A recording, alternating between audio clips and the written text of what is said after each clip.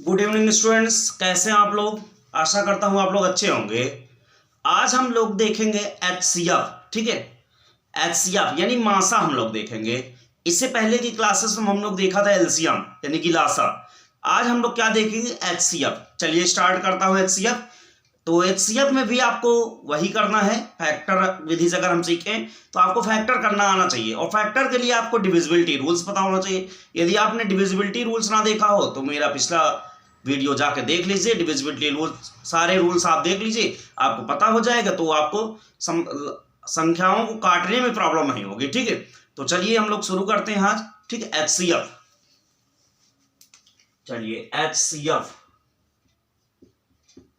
चलिए एचसीएफ को हम लोग हिंदी में क्या कहते हैं, मासा कहते हैं। ठीक है, क्या बोलते हैं, मासा। एचसीएफ को भी दो विधि से हम लोग निकालते हैं। जैसे एलसीएम को दो विधि से मैंने बताया था, वैसे ही हम लोग एचसीएफ को भी दो विधि से निकाल सकते हैं। पहला नंबर हम लोग गुणनखंड विधि लेते हैं, गुणनखंड विधि। ठीक है, या इसी को हम लोग फैक्टराइजेशन मेथड बोलते हैं। क्या बोलते हैं, फैक्टराइजेशन मेथड। चलिए, और दूसरी विधि क्या है हमारी, भाग विधि। क्या है, भाग विधि। ठीक है, भाग विधि यानी हिंदी इंग्लिश में क्या बोलते हैं इसको, डिवीजन मेथड। ठीक है, डिवीजन मेथड। चलिए फैक्टराइजेशन विधि आज हम लोग पहले देखते हैं। ठीक है, तो सबसे पहले हम लोग क्या लेंगे, फैक्टराइजेशन मेथड। पहले एग्जांपल मैं लेता हूं। सपोज दैट आपको लेना है 12, 18, 36। ठीक है, इसका आपको क्या करना है, गुणनखंड विधि से एचसीएफ निकालना है। तो आपको करना क्या होगा, जैसा नाम है गुणनखंड विधि, तो इसका मतलब गुणनखंड सबका अलग अलग करिए। ठीक है, चलिए इसको जब हम सॉल्व करेंगे तो 12 का अलग करेंगे, 18 का अलग करेंगे। ठीक है, 36 का अलग हम लोग गुणनखंड करेंगे। तो 2 का टेबल ऐसा पढ़ो, 12 मिल जाए, 2 6 12, 2 3 6, 3 से काटोगे 1 आ जाएगा।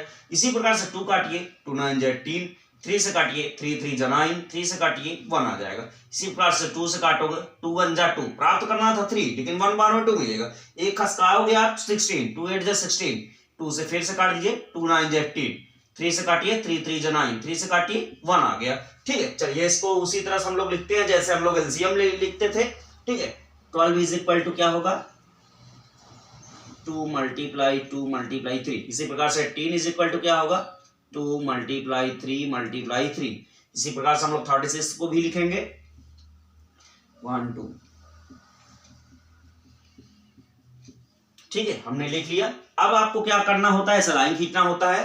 वहां पर हम लोग जब एलसीएम निकालते हैं तो नीचे एलसीएम लिखना पड़ता है। एचसीएफ यहां पर निकालना है, तो इसलिए क्या लिखा जाएगा, एचसीएफ।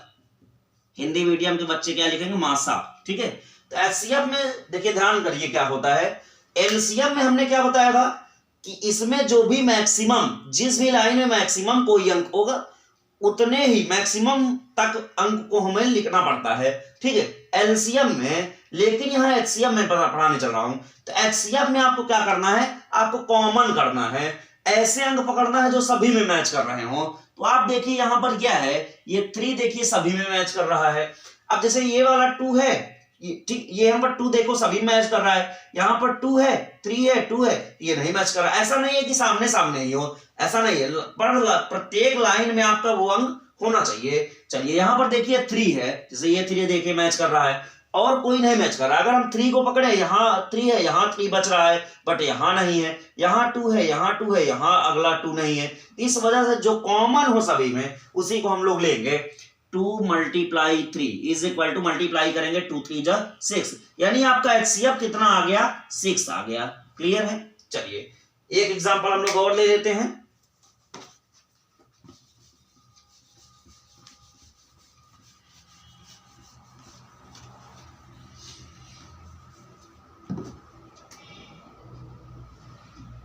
समझ लीजिए कि हम एक एग्जांपल लेते हैं 15 25 45, इसका ले लेते हैं। ठीक है, तो फिर वही प्रोसीजर, आप गुणनखंड करिए अलग से। 15 तो 3 से कटेगा ये, है ना, 3 से काटिए, 3 5 जा 15, 5 से काटिए 1 आ जाएगा। इसी प्रकार से इसको हम काटते हैं 5 से, 5 5 जा 25, 5 से काटोगे 1 आ जाएगा।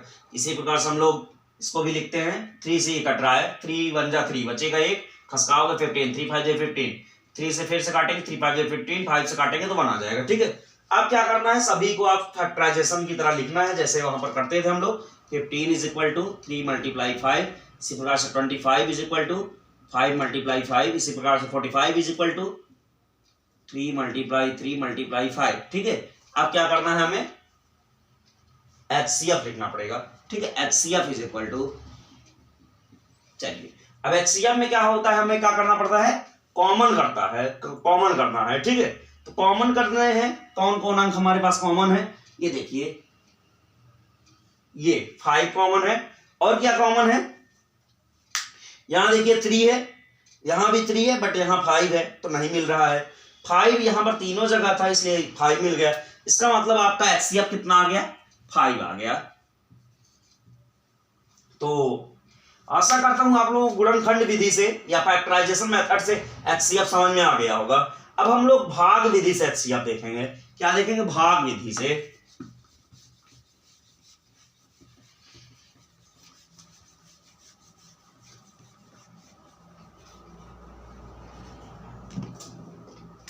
हम लोग देखेंगे भाग विधि। ठीक है, भाग विधि से देखेंगे। ठीक है, पहला एग्जांपल मैं लेता हूं। सपोज दैट आपके पास 3 अंक हैं। ठीक है, 3 संख्याएं हैं, 15 हो गया, 20 हो गया, 60 हो गया। इसका कह रहा है भाग विधि से क्या करना है, आपको मासा निकालना है या HCF निकालना है। तो जैसा नाम है भाग, इसका मतलब यहाँ पर भाग देना पड़ेगा। ठीक है, LCM भाग विधि से हम दूसरे टाइप से निकालते हैं। ठीक है, बट यहां पर भाग देना पड़ेगा। कैसे, 15 से, छोटी वाली संख्या से उससे जस्ट वाली बड़ी वाली में भाग आपको देना पड़ेगा। 15 का आपका टेबल पढ़ना है और 20 प्राप्त करना है। 15 1 जा 15, यहाँ पर 15 लिखिए और ऐसे माइनस करिए, 20 में से 15 गया तो 5 आ जाएगा।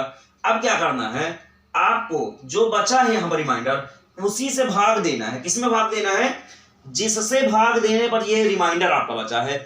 किससे भाग देने पर ये रिमाइंडर आया, तो इससे पहले आपने 15 से भाग दिया जब, तब ना रिमाइंडर आया है। तो इसका मतलब जिससे देने पर ये मतलब बचा है रिमाइंडर, तो उसी में अब भाग हम लोग देंगे। ठीक है, 5 का टेबल ऐसा पढ़ो 15 मिल जाए, 5 3 जा 15 कैंसिल हो गया। चलिए, अगर हमारे पास 2 अंक होता 15 और 20, तो यहां तक का HCF ये होता। भागफल में तो हम उधर वाला लिखते हैं, लेकिन जब HCF लिखते हैं, मासा लिखते हैं, तो ये इधर वाला बाएं साइड वाला हमारा अंक होता है HCF। लेकिन चूंकि कैंसिल हो गया है तो भाग आगे प्रोसेसिंग इसमें नहीं करेंगे। अब इसी से हम नई वाली अंक में देंगे। जब कट जाता है तब नई वाले अंक में देते हैं। ठीक है, तो इसी से हम लोग क्या करेंगे, नए वाले में देंगे। तो लिखा हुआ है 5 से 60 को आप भाग दोगे, 5 1 जा 5, बचेगा 1 0, 5 2 जा 10, कैंसिल। तो यहां पर भी देखिए आपका क्या आया है, इधर बाएं साइड में जो लिखा है भाई HCF, लास्ट में लिखना पड़ेगा HCF इज इक्वल टू 5। यही आपका आंसर। क्लियर है। चलिए एक एग्जांपल हम लोग और ले लेते हैं।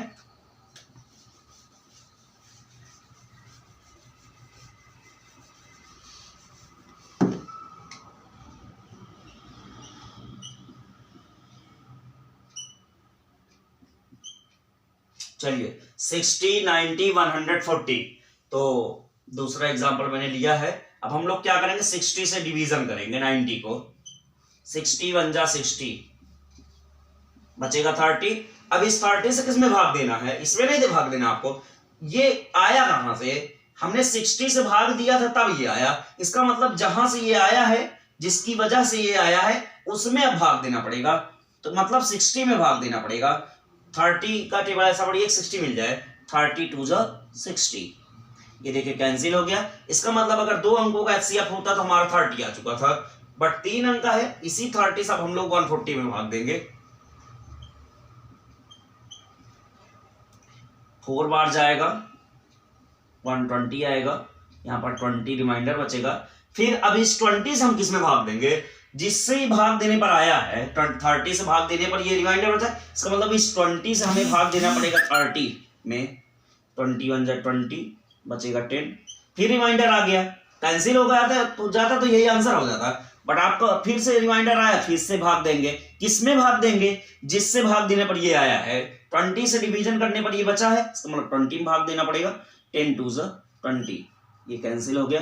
तो आपका HCF ये आया, लास्ट में जब कट जाता है तो वही हमारा HCF होता है। तो HCF इज इक्वल टू 10, यही आपका आंसर। क्लियर। तो आज की क्लासेस में आप लोगों को HCF, डिवीजन मेथड एंड गुणनखंड विधि या फैक्टराइजेशन मेथड आपको समझ में आया होगा। आशा करता हूँ आज की क्लास आपको अच्छी लगी होगी। अगर अच्छी लगी है तो हमारे चैनल को सब्सक्राइब करें और बेल आइकन को ऑन कर दें, ताकि आने वाली नोटिफिकेशन आप लोगों को पता चलती रहे। और ज़्यादा से ज़्यादा लोगों तक शेयर करें और आप लोग अच्छे से इस क्लास को पढ़ें और ज़्यादा से ज़्यादा बेनिफिट इसका ले सकें। तो आज के लिए इतना ही, धन्यवाद।